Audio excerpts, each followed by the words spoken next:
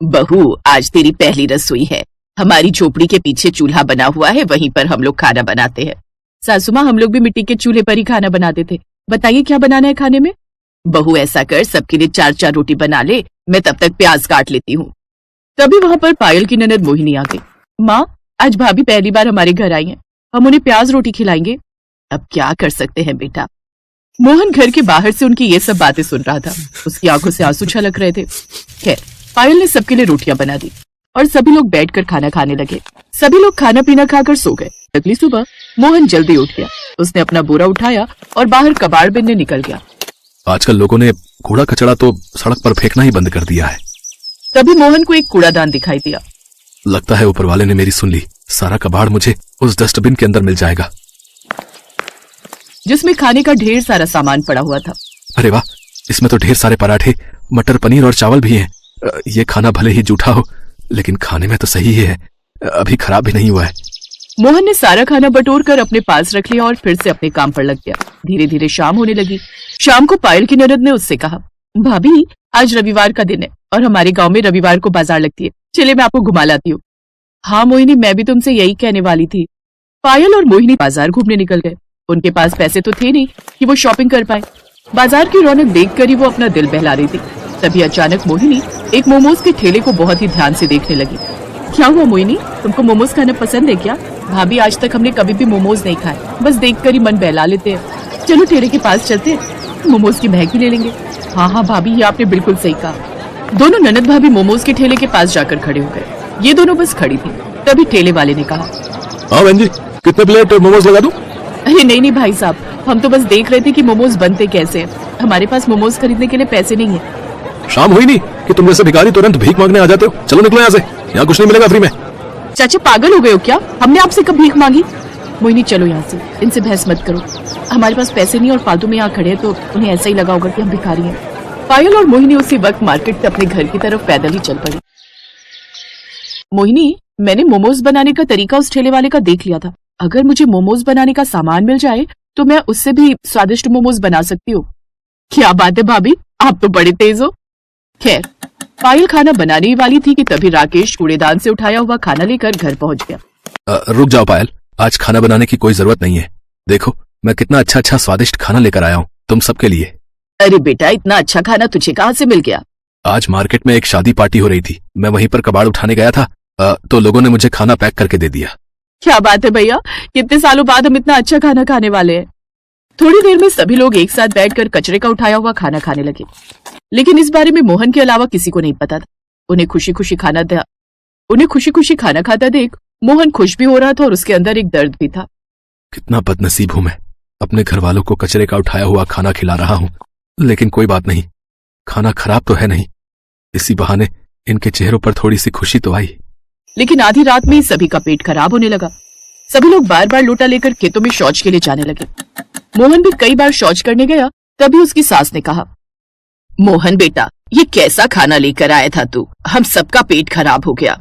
इससे पहले कि मोहन उनकी बात का कोई जवाब दे पाता, पायल बीच में बोल पड़ी, सासू माँ, इसमें मोहन जी की कोई गलती नहीं है। इतना अच्छा खाना हमने कई सालों से खाया नहीं था, तो शायद इसीलिए हम पचा नहीं पाए। ये बात सुनकर मोहन को थोड़ा रिलैक्स महसूस हुआ। तभी उसकी सास ने कहा, हमारे पास डॉक्टर से दवा लेने के लिए पैसे तो है नहीं। ऐसा करो, गर्म पानी में थोड़ी सी लौंग, थोड़ा सा काला नमक डालकर पी लो सब लोग, पेट सही हो जाएगा। ये दादी माँ का नुस्खा है। सभी लोगों ने वैसा ही किया और सुबह तक सबका पेट ठीक भी हो गया। मोहन काम पर जाने वाला था कि तभी उसकी बहन मोहिनी ने उसे रोक लिया। भैया, हम सबको ना मोमोज खाने का बहुत मन कर रहा है। भाभी का भी बहुत मन है मोमोज खाने का। उन्हें मोमोज बनाना आता भी है। शाम को जब आप आना तो मोमोज बनाने का सामान लेते आना। बहन, मोमोज बनाने का सामान बहुत महंगा मिलता है।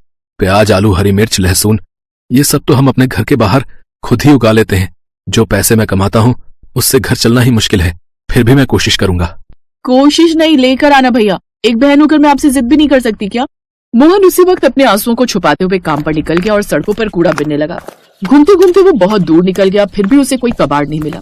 कितना बदनसीब भाई हूं मैं, अपनी बहन की एक छोटी सी ख्वाहिश भी पूरी न कर सका। घर पहुंचते ही मोहिनी ने उससे कहा, भैया, भाई अपनी बहन के लिए ना जाने क्या क्या कर देता है और आप एक छोटा सा काम नहीं कर पाए।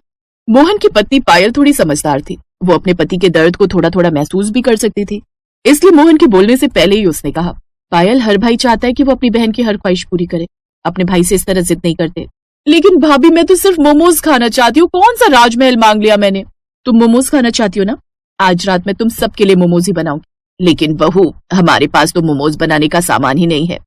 सासू माँ, हमारे पास आटा है, नमक है, तेल है, आग जलाने के लिए लकड़ियां है, खाना बनाने के लिए मिट्टी का चूल्हा भी है। हमने अपने घर के बाहर हरी मिर्च, आलू, प्याज, लहसुन ये सब उगाई रखा है। ये सब मिलाकर मैं इतने अच्छे मोमोज बनाऊंगी ना कि आप लोग उंगलियां चाटते रह जाएंगे। क्या बात है भाभी, मुझे आप पर पूरा भरोसा है कि आप सबसे अनोखे मोमोज जरूर बना लोगी। उसी वक्त मोहिनी और पायल घर के बाहर गई, सारी सब्जियां लेकर अपने रसोई घर में आ गई। मोहिनी, तुम जल्दी से आटा गूंथ लो, तब तक मैं मोमोज के लिए सब्जी तैयार करती हूँ। मोहिनी आटा गूंथने लगी और पायल सारी सब्जियां फ्राई करने के बाद उसकी महक बहुत अच्छी लगने लगी। भाभी, सब्जी की महक तो कमाल की आ रही है। तो इस तरह उन्होंने ढेर सारे फ्राइड मोमोज बना लिए जो सिर्फ आटा और घरेलू हरी सब्जियों से बने थे। भाभी, आपने तो चमत्कार कर दिया। मोहिनी और पायल ने मिलकर सभी के लिए मोमोज परोस दिए। उसकी सास और मोहन सब साथ बैठकर मोमोज खाने लगे।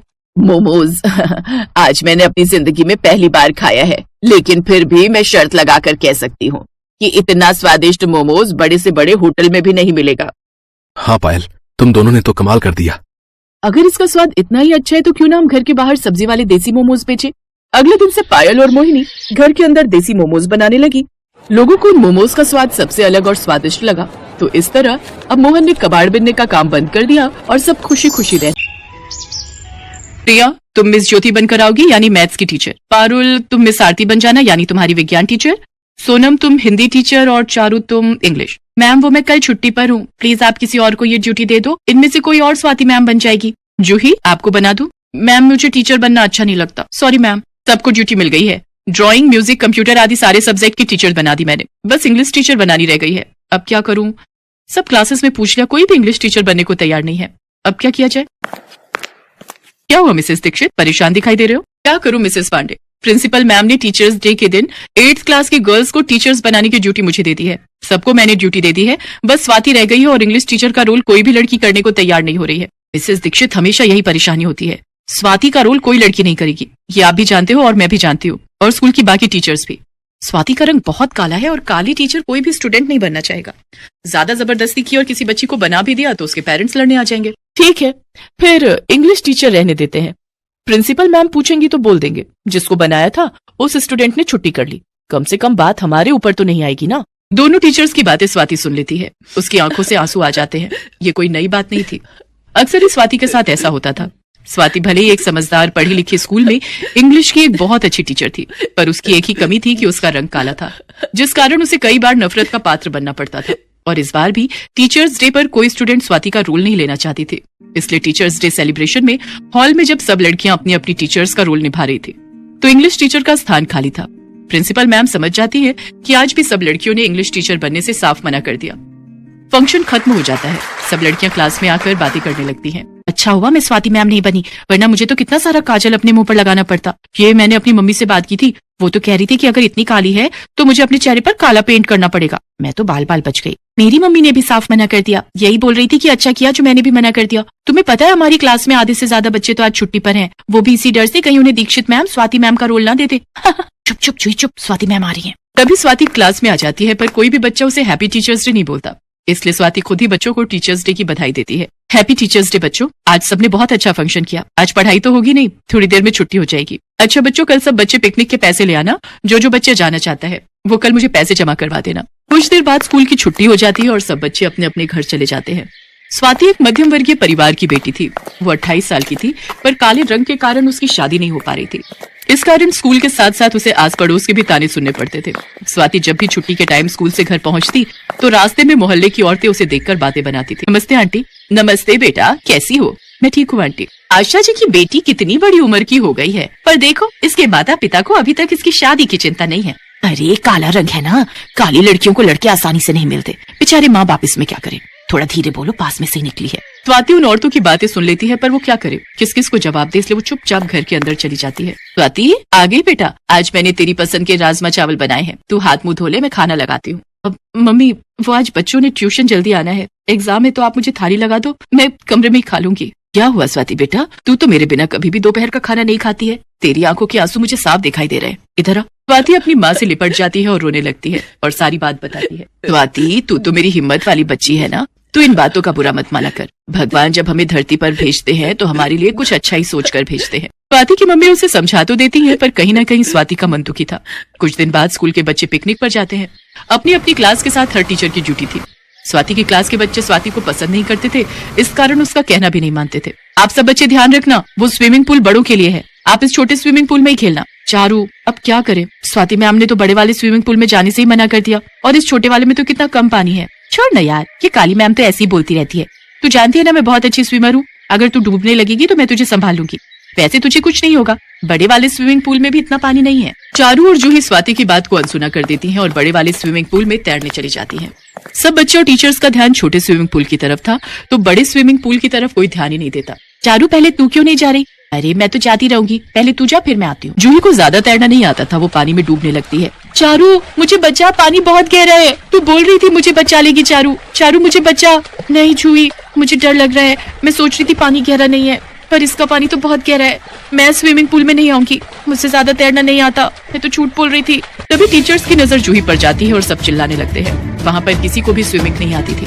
अरे कोई जूही को बचाओ, यहाँ पर तैरना किसको आता है? यहाँ कोई गार्ड क्यों नहीं दिखाई दे रहा? मैम, मुझे भी तैरना नहीं आता है और स्विमिंग वाले सर आज छुट्टी पर हैं। सब लोग अभी बात कर ही रहे थे कि अचानक किसी के स्विमिंग पूल में कूदने की आवाज आती है।